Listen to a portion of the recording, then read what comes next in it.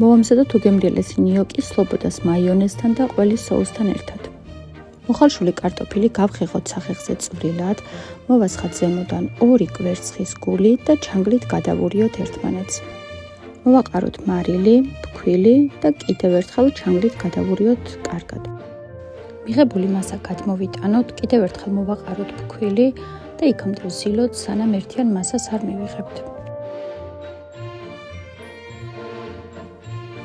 ცომი გავყოთ 4 ტოლ ნაწილად და სათითაოდ გავაბრტყელოთ.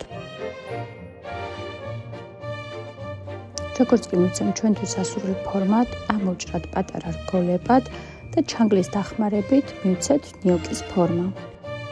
სანამ ჩვენი ცომი ისვენებს, მოვამზადოთ соуსი. ცხელ ტაფაზე მოვასხათ ზეითუნის ზეთი, დაჭყლეტილი ნიორი, ტომატ პასტა და რომ წამოდუხდება, დავასხათ წყალი.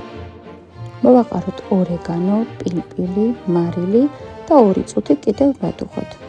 ამასობაში შემოვდგათ წყალი გასქურაზე, რომ ადუღდება, ჩავყაროთ მარილი და მოვათავსოთ შიგნით ჩვენი ნიოკები.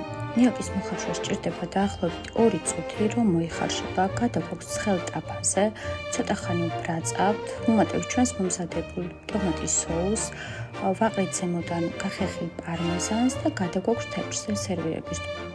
ზემოდან ვამატებთ გახეხილ პარმეზანს, სლობოდას ყველის соус და სლობოდას მაიონეზს. გამოდის ძალიან გემრიელი. მეტი საინტერესო რეცეპტისთვის გთხოვთ გამოიწეროთ ჩემი გვერდი.